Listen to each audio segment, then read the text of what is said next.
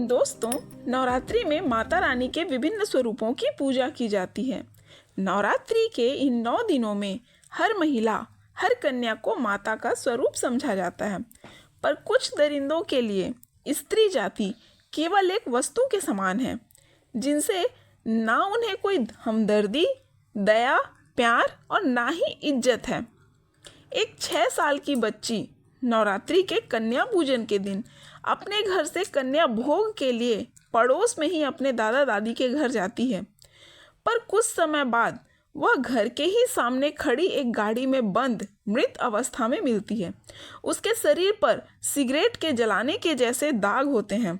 उस बच्ची का शरीर पूरा काला पड़ गया होता है। सर्वप्रथम देखने पर उसके साथ दुष्कर्म की ही आशंका होती है। पर एक 6 साल की बच्ची से किसी की क्या दुश्मनी, उसके साथ इतनी दरिंदगी की गई, वो भी उस दिन जिस दिन हर एक कन्या को माता स्वरूप मानकर उसकी पूजा की जाती है, उनके चरण स्पर्श किया जाता है। और इसका इल्जाम लगा उसके सगे चाचा पर कोई अपने सगे भाई की बच्ची के साथ में ऐसा कर सकता है क्या?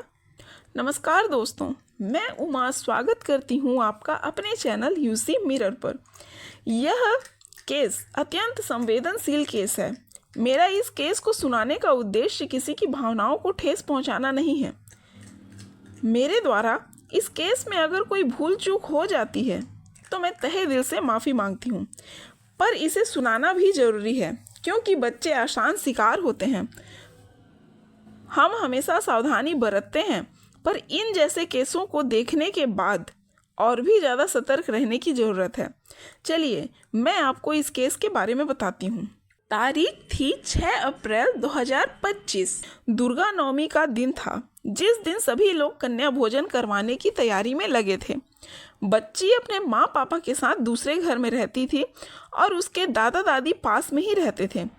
6 अप्रैल नवमी की सुबह करीब 9 बजे वह अपने दादा दादी के घर आई तो उसकी दादी ने पूछा, इतना तैयार हुई है बेटा, कहाँ जाने की तैयारी है? तब बच्ची ने बताया कि उसे कन्या भोजन करने जाना है पास के घरों में। अब उसकी दादी अपने कामों में व्यस्त हो गई। इतने में वह बच्ची घर से बाहर निकल गई। उसकी दादी ने सोचा कि वह पास के ही घर में चली गई होगी, और ऐसा पहली बार नहीं था कि वह घर से इस घर से उस घर आना जाना करती थी। इसलिए उसकी दादी ने सोचा, अपना ही मोहल्ला है, अपने ही लोग हैं, चली गई होगी, और वह अपने कामों में लग गई। इस समय तक उस लड़की का चाचा भी वहाँ मौजूद था। थोड़ी देर बाद उस लड़की की माँ उस बच्ची को ढूंढते हुए आई। उसने पूछा, बच्ची कहाँ है? तो उसकी दादी ने आश्चर्य से कहा, वह घर में है ही नहीं, कहीं पड़ोस में कन्या भोजन के लिए चली गई होगी। तब उसकी माँ बच्ची को ढूंढने निकली।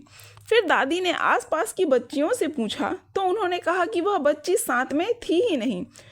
अब उस बच्ची के चाचा, उसकी दादी और उसकी मम्मी सभी बच्ची को ढूंढने लगे, पर बच्ची का कहीं अता पता नहीं चल रहा था। पर जैसे जैसे समय बीतता जा रहा था, सभी की धड़कनें तेज होती जा रही थीं। कुछ देर बाद ही पुलिस में जाकर रिपोर्ट दर्ज कराई गई। पुलिस ने भी तत्काल एक्शन लेते हुए बच्ची की खोजबीन शुरू की। घर वालों के बयान के मुताबिक एक लड़का जो पास में ही कहीं रहता था, उसने सबसे पहले घर वालों को ये बताया कि लड़की को दूर कहीं जाते देखा है। फिर घर वालों ने अपने घर से कुछ लड़कों को भेजा और उस लड़के से कहा कि साथ चलो, दिखाओ तुमने कहाँ पर देखा है।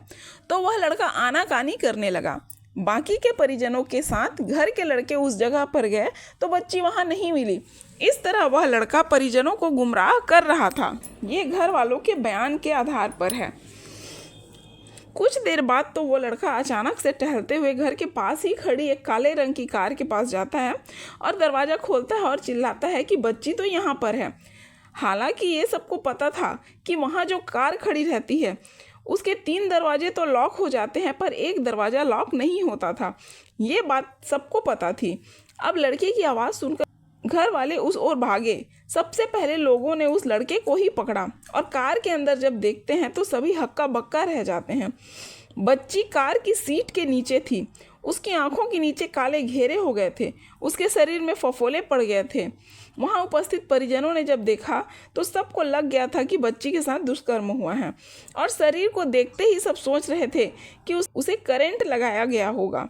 उसके होठों और नाक से खून निकल रहा था।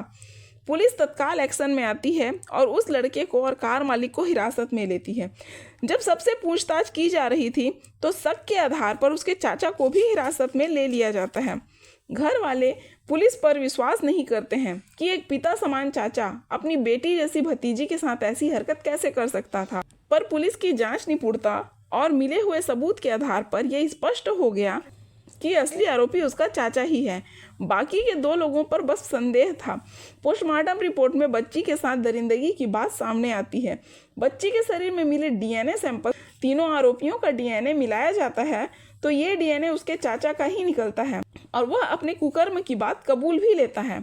बच्ची की मौत कार्डियक अरेस्ट से हुई थी। वह शॉक में थी। उस कुकर्मी चाचा के अनुसार जब वह बच्ची अपने दादी के घर आई, फिर कुछ समय बाद उसकी दादी पूजा पाठ करने के लिए भजन लगाकर पूजा करने लगी। इस मौके का फ़ायदा उठाकर वह उसे उन्हीं के घर की छत पे बने कमरे में लेकर जाता है और बच्ची के साथ हैवानियत की सारी हदें पार करता है। बेचारी 6 साल की मासूम बच्ची दर्द से, डर से, शॉक की वजह से कार्डियक अरेस्ट का शिकार हो जाती है। जब वह चाचा अपनी करनी पूरी कर लेता है तब उसे दिखता है कि बच्ची तो मर गई है, पर मौका पाकर वह उसके शव को ठिकाने लगाने के लिए उठाकर सामने खड़ी कार में डाल देता है। यह वही कार थी जिसका एक दरवाज़ा लॉक नहीं होता था। सबको ये बात पता थी। चाचा को लगा था कि सारा आरोप कार के मालिक के ऊपर आ जाएगा, और शुरुआत में ऐसा हुआ भी, क्योंकि बच्ची उस कार से मिली थी। इसलिए लोगों ने उस कार मालिक के घर को जलाने की कोशिश की, घर में उसके तोड़फोड़ की, पर पोस्टमार्टम रिपोर्ट और डीएनए से साफ हो गया कि उसका चाचा ही असली गुनहगार है। जब ऐसा कोई केस होता है तो इंसानियत से भरोसा उठ जाता है। बच्चे बाहर तो क्या, अपने खुद के घर में सुरक्षित नहीं हैं। फिलहाल इस केस पर जांच चल रही है और इस केस को फास्ट ट्रैक कोर्ट में चलाने की मांग चल रही है। इस केस के बारे में आपकी क्या राय है, हमें कमेंट में बताइएगा ज़रूर। ऐसे केसेस को सुनकर दिल दहल जाता है, पर सुनना और सुनाना इसलिए भी आवश्यक है ताकि और अधिक सतर्कता बरती जा सके। सावधान रहिए, अपने बच्चों का ध्यान रखिए। मैं आपको मिलती हूँ एक नए केस के साथ। धन्यवाद।